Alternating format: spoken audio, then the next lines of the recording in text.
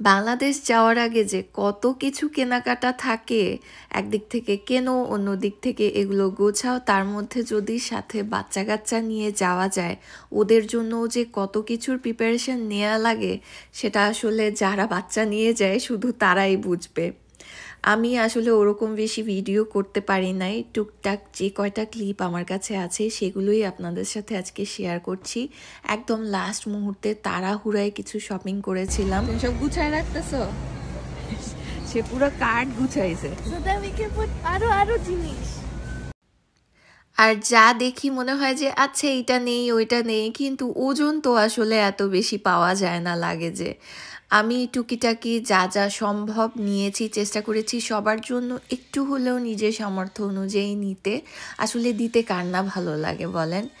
আর যাওয়ার আগে যেটা করেছি, আমার পুরনো লাগেজগুলার ওজন একটু বেশি, সেই কারণে আমরা নতুন লাগেজ কিনেছি কিছু, যেন এগুলোর ওজন একটু কম থাকে, তাহলে ওই ওজনের জায়গায় কিছু এক্সট্রা জিনিস নিতে পারবো।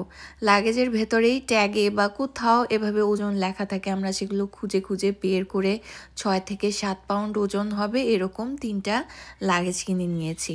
এরপরে গিয়েছিলাম আজওয়াদের চুল কাটতে। আজওয়াদের মাশাল্লাহ চুল কাটতে একটুও ভয় লাগে না। আসলে ওর যখন 6 মাস বয়স, তারপর থেকে আমি ওকে সেলুনে নিয়ে চুল কাটাই। এখন পর্যন্ত 3বার ওকে সেলুনে নিয়ে চুল কাটিয়েছি, তাই তার সেরকম ভয়ও নেই। সে খুব হাসি খুশি মনে খুব ভালোভাবে চুল কাটতে দেয়। সুন্দর লাগে মাশাআল্লাহ। শরীরের মধ্যে চুল আর চুল। বাসায় নিয়ে গোসল করাতে হবে। I like this জায়গা। তাই না? স্ট্রাইপটা বিগ বয়, আজবাদ এখন বিগ বয়দের মতো হেয়ার কাট কাটে। সাইড থেকে আবার স্ট্রাইপ দিয়ে দিছি। বাপ বেটা চুল কাটার পরে বাসায় এসেছি, অনেকগুলো চকলেট কিনেছি।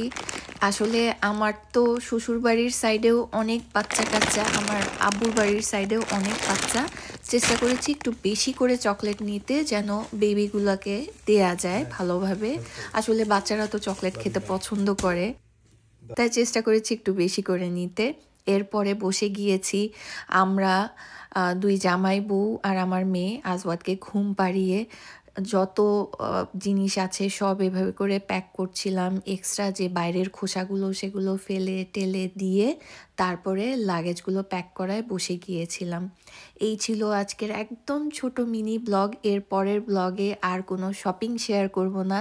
2 বাচ্চা নিয়ে একা বাংলাদেশ যাচ্ছি, সেটাই আপনাদের সাথে শেয়ার করব, কিভাবে গেলাম, কি কি এক্সপিরিয়েন্স হলো এয়ারপোর্টে। আজকে বিদায় নিচ্ছি, ভালো থাকবেন, আল্লাহ হাফেজ।